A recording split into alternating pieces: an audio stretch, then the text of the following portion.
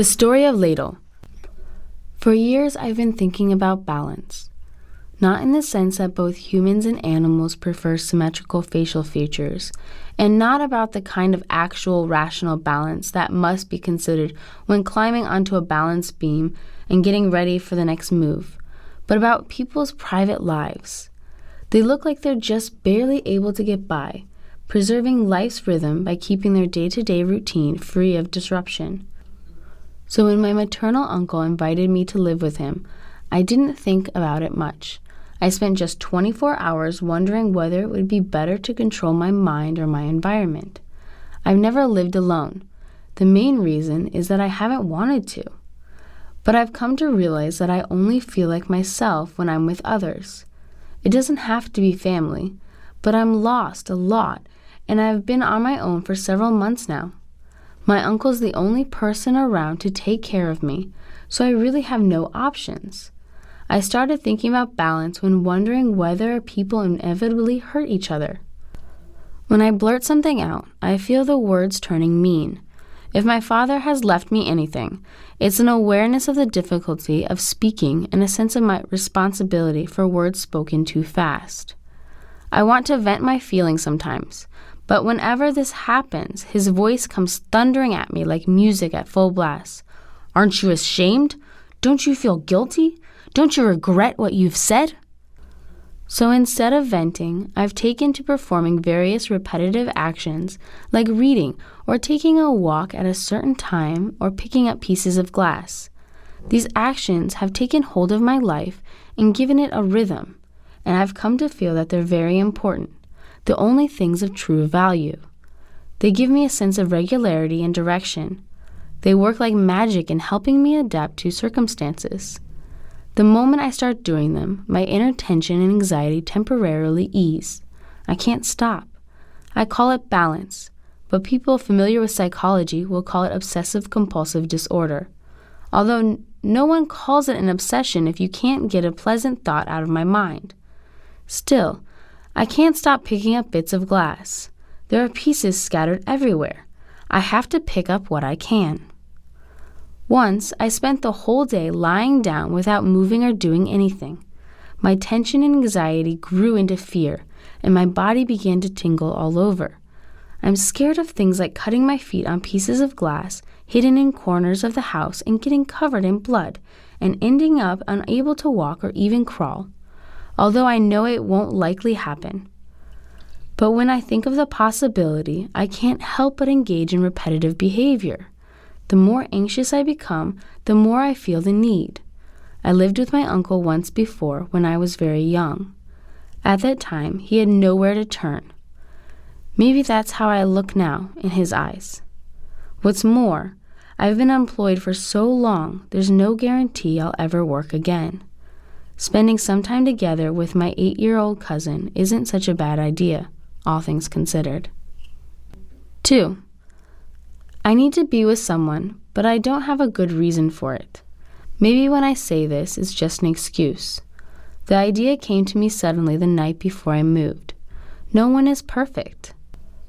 Although I know I have irrational thoughts, rather than deal with them directly, I can reduce my anxiety by repeating the certain actions. Really, this is a way of ignoring the problem and getting by. One reason I need to be with someone is because that person can assist me. There aren't any pieces of glass there. Or, I really locked the gas valve before coming out? It's reassuring when someone's around to answer these questions. I have difficulty getting by without this kind of help, but it's possible there are other factors involved this time. A long time ago, I knew someone who couldn't stop collecting things. With a peaceful but tired air, he would sit in the middle of the junk that filled his home, crouched in a space so small there was no room to walk. We met just often enough that we could remember each other's faces. A few years went by, and I tried going to his house. He looked as if he'd been in the same spot forever, dressed in worn-out clothes, standing in the negligible space that existed in the middle of all the junk. He announced that he could no longer live there. I still haven't forgotten the way he looked. Though the day was warm and mild, I could see the white outline of his breath as if it were very cold. Of course, I had to make allowances for him since he had suffered a lot.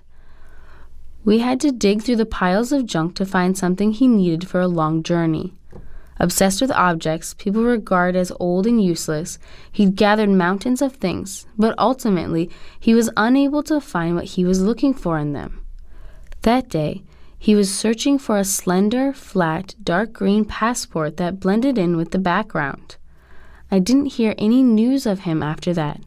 Maybe he'd gone. A few times I'd pace back and forth in front of his house. Who knows if I couldn't have lived together with him at one time. In the end, I didn't. Now, once more, I'm looking at a mountain of junk in front of me. Even there's something I want to find, it will be impossible in such a large, dark, solid mass. I feel like I've been stuck, as if someone has clapped me on the shoulder with a bamboo fan. Perhaps I want to find out what it is I've really wanted all along, since well before I started obsessing about balance. Would I ever find it living alone? Opening up the environment, maybe that was my reason for deciding to move. 3. The atmosphere inside the house is not how I imagined. I heard my aunt left 3 years ago. Although I wasn't there to see her go, I can see the scene vividly in my mind because my relatives talk about it whenever they get together. Once when I came out of a large building downtown with the white snow falling thickly and the darkness rushing in, when the bus home hadn't come in a while, and I felt cut off from everyone, it seemed that on that Friday evening something dramatic was called for, and I saw the silhouette of a woman walking in the storm. Was this person my aunt? When she walked out, just a short insignificant slip of a woman, she took a comforter with her. I heard she slid her bare feet into my uncle's rubber slippers and went tottering down the alley with the comforter balanced on her head. The neighborhood dry cleaner was the one who told us. Seeing my aunt approaching with the comforter, he threw the shop door open wide and came outside, expecting she was coming to see him. But he couldn't call to her to stop after she passed by without making as much of a glance. That's how it happened, all right. She would have been oblivious, walking along a fixed route with the concentration one generally reserves for handling knives. Local gossip said she hid her bank book and some gold nuggets in the comforter, and some of them even said that she had a lover rolled up inside of it. My uncle gave up looking for her. If she'd taken the comforter, she wouldn't be long in one place. Just as no one knows what makes the sound of an old drum, neither my uncle nor anyone else knew why my aunt had walked out. I guess she felt tired and desolate, and the family she left behind felt that way too. My cousin had grown a lot, and I looked at him for a long time. I had been wrong to think my uncle was asking me to help raise him. My cousin's face was flushed and glowing warmly. His eyes were dark, and he had a gentle manner of speaking. I could tell from his face that he'd never once been in trouble. In front of this boy who lost his mother, but whose face intimidated an unshakable faith in the world of wonder, I felt strangely choked with emotion. Something about his expression reminded me of my own look of patient suffering.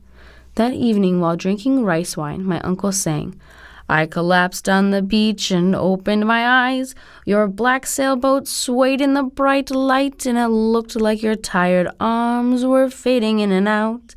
I saw you motioned me from the side of the boat, but the waves were speaking, telling me you'd never return." 4. My father said you can tell within 7 seconds how a person was raised. For example, he'd say, "That guy grew up like a wild animal," or "He was showered with praise and his parents expected big things from him." My father judged people along these lines. But sometimes it was those who were praised and held up with high standards that got together and drove him into a corner. My father was raised in poverty, and I was raised amidst size.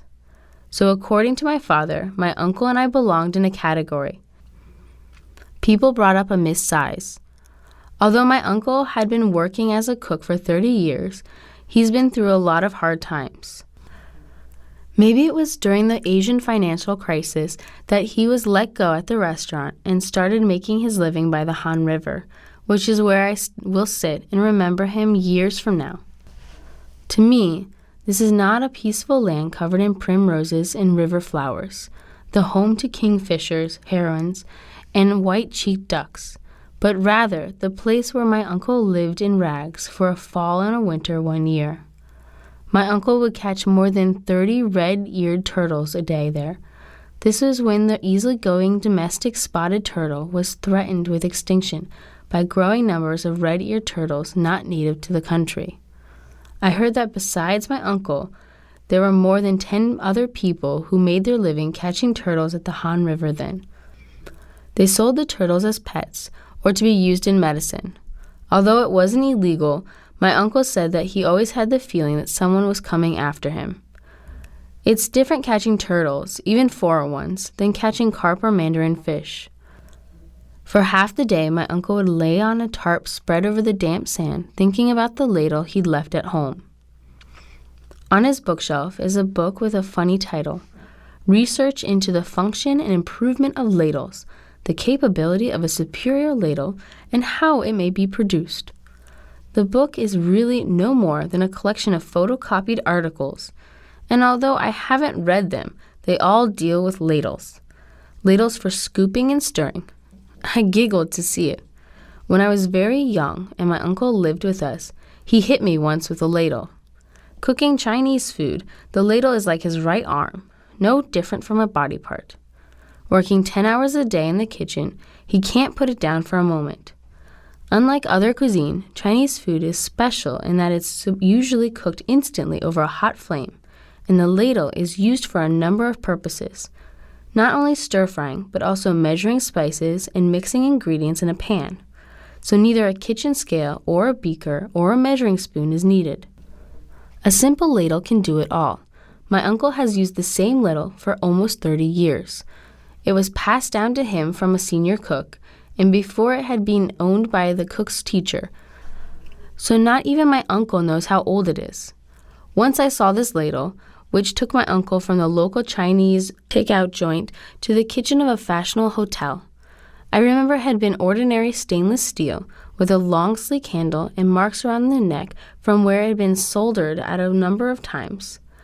The bowl was worn down so it looked tarnished, but my uncle never dreamed of buying a new one or using an extra one lying around the kitchen. He said once he tried to replace it.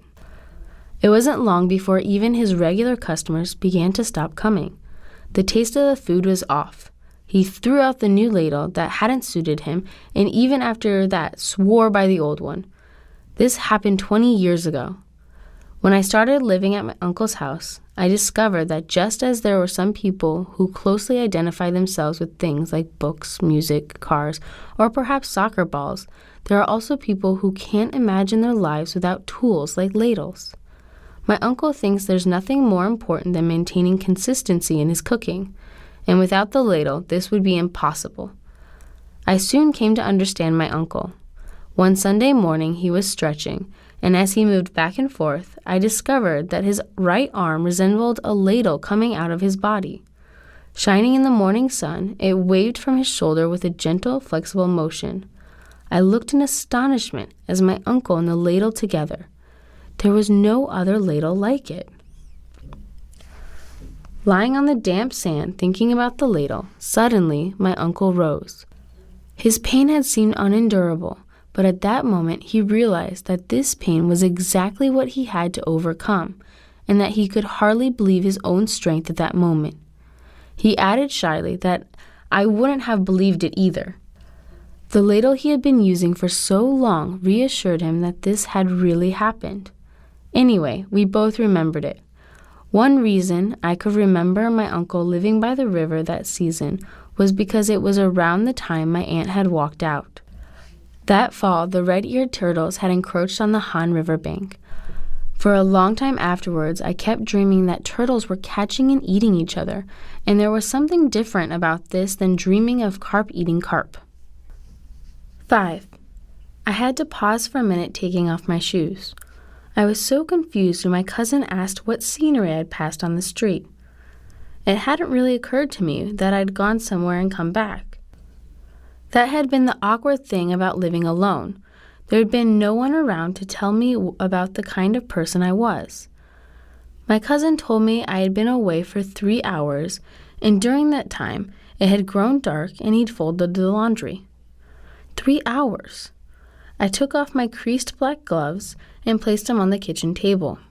They were still warm with body heat, as if to prove I'd been getting exercise. I liked walking. I believed that when I walked, I always knew ahead of time the exact point where I'd turn around and come home. I didn't look in front of me, though. I looked back. It seemed like my cousin had been writing in his diary.